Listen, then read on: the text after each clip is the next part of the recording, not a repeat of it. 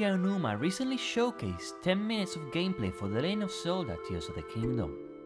Let's go over it and analyze all the new things that have been revealed. We begin the showcase with Link on a black horse, the same horse he has been seen riding in Breath of the Wild's promotional artworks and trailers, but different from Epona seen in the recent trailer. This shot is taken from the Ash Swamp, right next to the Dueling Peaks, but one major difference from Breath of the Wild is that the guardian remains that litter the plains have all been removed. In the distance atop Mount Lanayru, we can see one of the new towers from the trailers, with the glowing lights around it, as well as a monster encampment to the right. As Link begins to ride his horse, several things are made visible. We first see a return of the same shield seen in the trailers, which we now have an official name for, Old Wooden Shield, as shown later in the presentation. Accompanying the shield, we see a new bow type, different from the other bows seen in the trailers, but clearly of Zonai make. This perhaps is a level 2 version of the bow from the trailers. We can see to the left a new monster encampment, which is later revealed to have several red bokoblins gathered at its base. In the distance, we see the Dueling Peak stable, which is blowing smoke out of the large horse's nostrils. As the camera pans upward, Mr. Aonuma points toward the Sky Island atop the Dueling Peaks, and states that he will go to it. On the ledge of the Dueling Peaks, we see one of the stone structures with green spiraling energy seen across the many trailers. We finally learn that these are Zonai shrines. These structures are marked on the minimap in the same way as the Sheikah shrines, able to be selected and teleported to them. It seems that not only will Link have the Sheikah slate Zelda was seen holding in the artworks, but use it in the same way that he did in Breath of the Wild, to use a map, to teleport, and perhaps even scan enemies for the compendium. As Link approaches the stable, he encounters a tiny Korok wearing a backpack twice its size. The little woodland creature appears to be looking for his friend. Could this friend be Hestu? If we look at all the shots of the showcase and the past trailers, we can see that Korok Forest is either gone or destroyed, with the Deku Tree having vanished, perhaps now floating in the sky. Is this the reason why Koroks now roam Hyrule with backpacks, no longer having a home and forced to roam Hyrule Kingdom in search of a new one? We can also see Beedle on the stable like how he was in Breath of the Wild, and 2 new children close by, as well as a Hylian retriever close to the entrance of the stable. Right beside the stable, we encounter a settlement at the beginning stages of construction. We see a similar structure near the end of the presentation, in a more complete state. Given the new powers we will talk about later, we might be tasked to build houses for people across Hyrule. As Aonuma reaches the Dueling Peaks, he points our attention to a falling sky ruin, the same type of ruin we saw at the end of the previous trailer. This is where we are shown the first of the new abilities of this game, Recall, one we have seen in multiple trailers already. This power allows us to reverse the flow of time of any object, such as this debris that fell from the sky, which can be used to ascend to the islands above. As I predicted, this power uses this rune, which is a stylized variation for the kanji for time, and the color of this ability makes it clear that this is replacing stasis in functionality. As Link lands on a large Zonai cube adorned with dragon imagery, we get a look at a dragon flying near Mount Lanayru. This is undoubtedly Nadra, the guardian ice dragon of the Spring of Wisdom. We also see a large hole of malice in the distance, like those we saw in the last trailer, which we suspect lead to the underground caverns. As Mr. Aonuma looks around, we also get a good look at a storm cloud, which covers several sky islands. This may work similar to Thundra Plateau, where there was a perpetual thunderstorm until the trial was cleared. We then find Link looking towards the snow-covered sky island, atop of which is yet another of the Zonai shrines, this time deactivated. We can also see a new orb structure in the distance, one we can better see in detail later from atop the snowy Sky Island. Not much else I can disclose on this, unless I enter spoiler territory from the art books. Aside from the spherical Sky Islands we saw in the trailer, we once again see one of the Lome labyrinths floating in the sky. And judging by the angle of the camera and proximity to the malice-covered Death Mountain, that is the North Lome Labyrinth. And as the camera pans to the left, we get to see yet another Lome Labyrinth, this time the South Lome Labyrinth. We also get another look at the large Sonai Sky Temple, but we don't really visit it in this showcase. But based on the structure in the right, it is very possible that the large gates that we saw in a prior trailer belong to this structure. As Link runs past the golden colored trees of the islands, we are introduced to a new enemy type our Numa dubs as constructs. Green enemies emitting a red light out of their eye, similar to the Guardian Sky Watchers, with their eye being strikingly similar to the Sheikah eye. And I'm very much convinced that the Sonai are going to be related to the Sheikah in a huge way, perhaps being ancient Sheikah who devoted themselves to courage, just like the regular Sheikah devoted themselves to wisdom, and the Giga to power.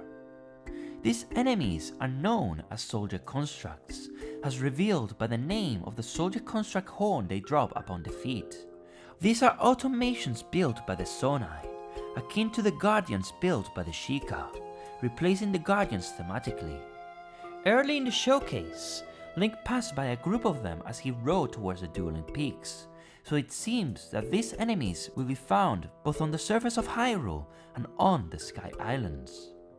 They can even be seen in the previous trailer, atop of a square platform, one we will see up close relatively soon.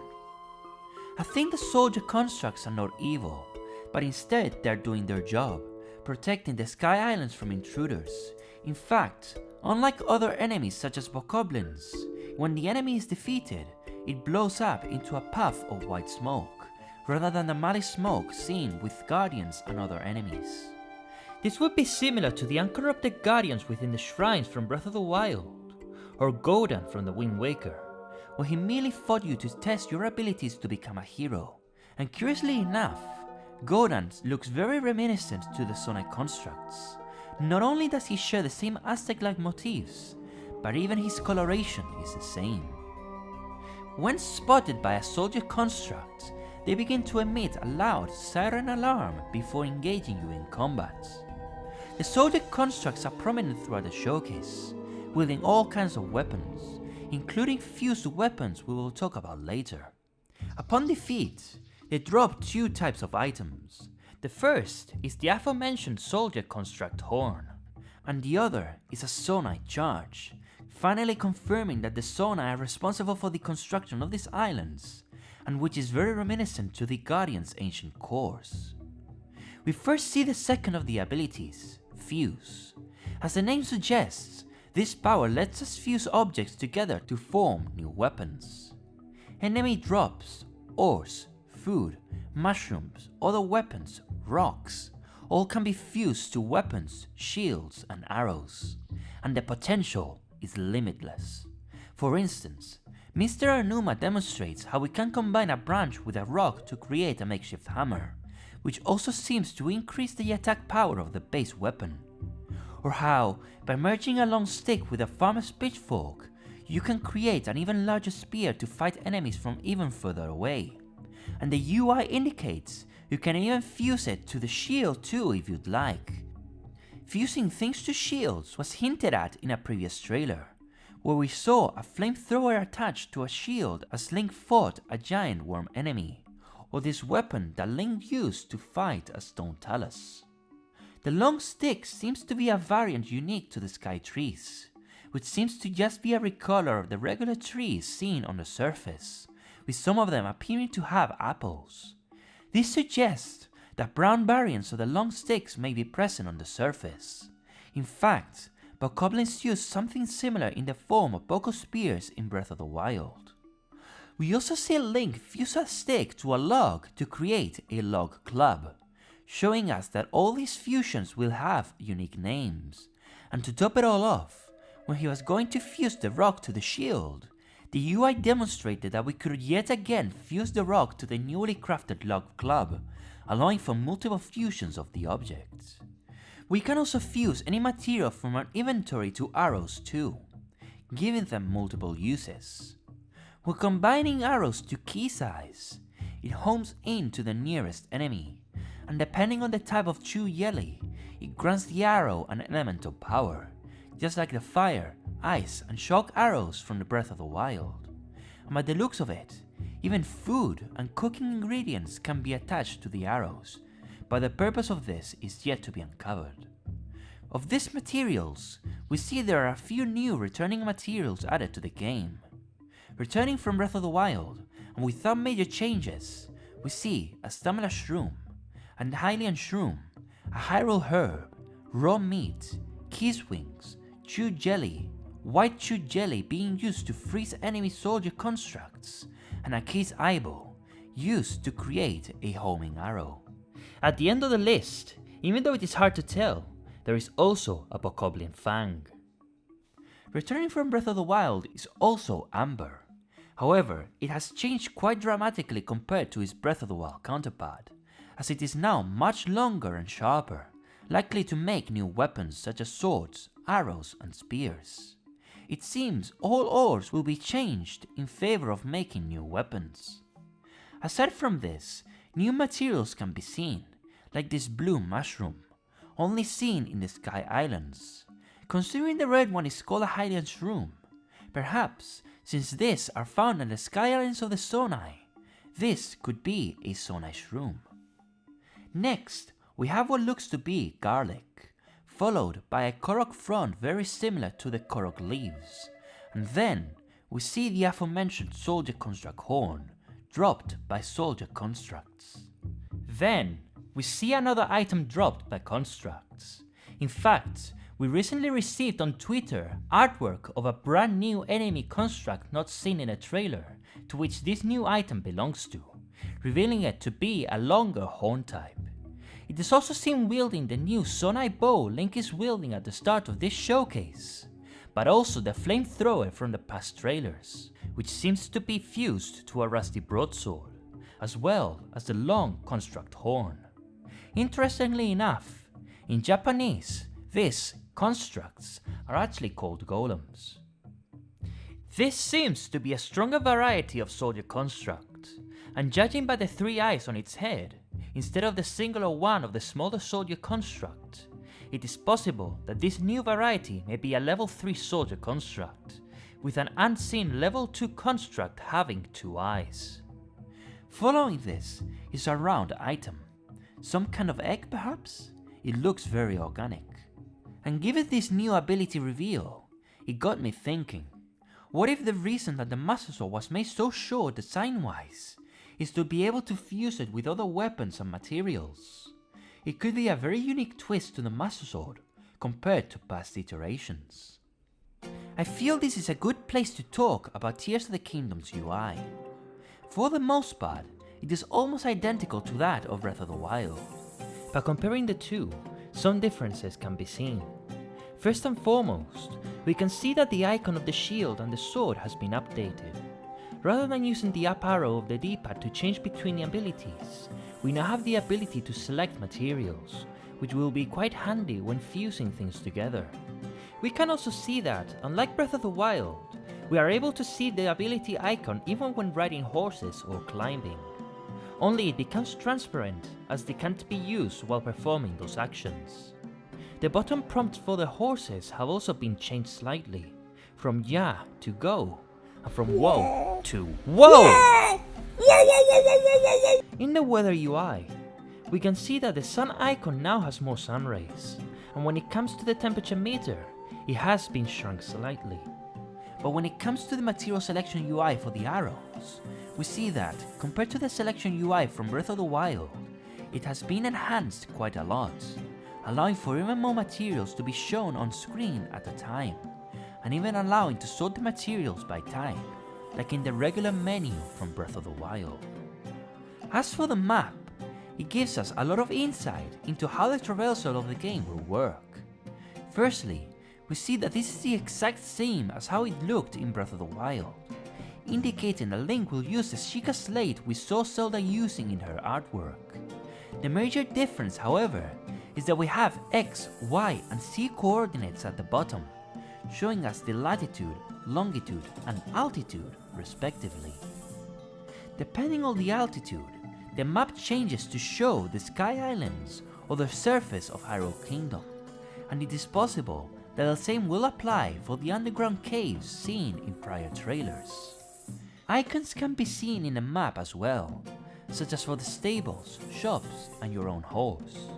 But new icons are also seen, such as the aforementioned Zonai Shrines, which we will use to teleport, and a new locale for batteries, perhaps a battery charging station or a battery upgrade station.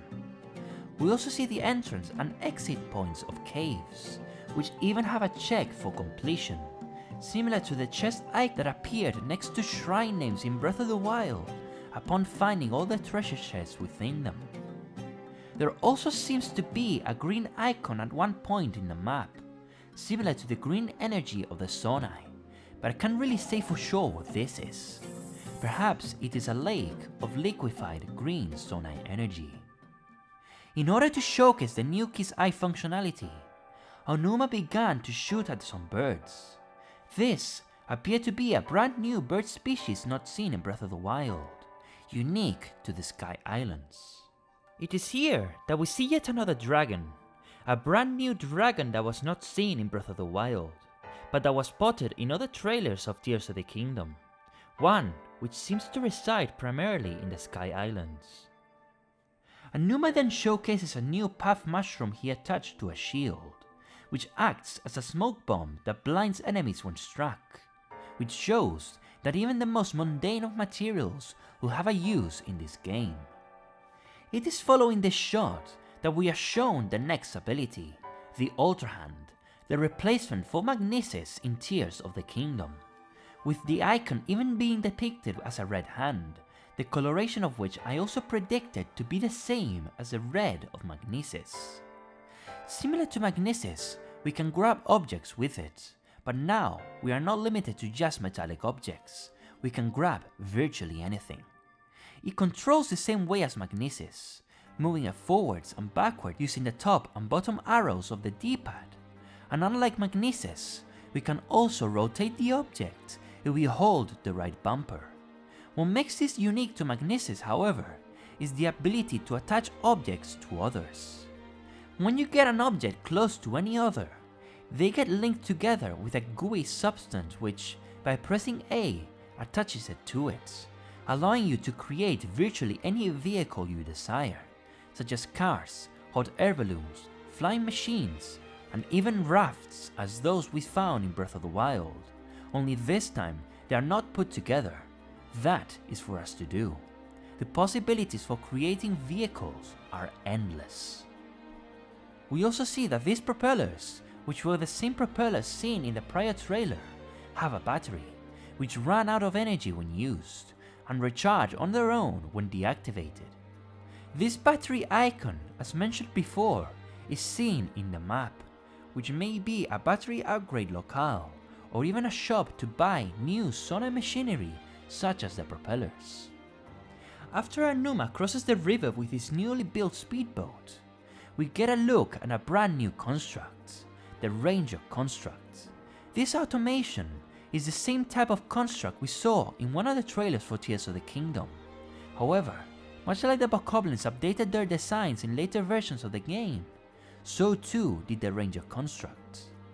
Unlike the soldier constructs, these automations seem to be friendly NPCs, which Link can talk to, similar to the ancient robots from Skyward Sword. We find another of them earlier in the showcase, before Numa fights the soldier construct. Another is barely visible on the side of the river where Link builds his logboat, and another is later seen within a cave, where we see it digging a wall, very similar to the ancient robots in Skyward Sword, which could be seen mining with their claws. We also see a stone cooking pot, as well as what looks to be spicy peppers. The cave is also very reminiscent to the one we saw in the last trailer, where we saw Link running away from a Hinox, with the same type of vegetation being visible.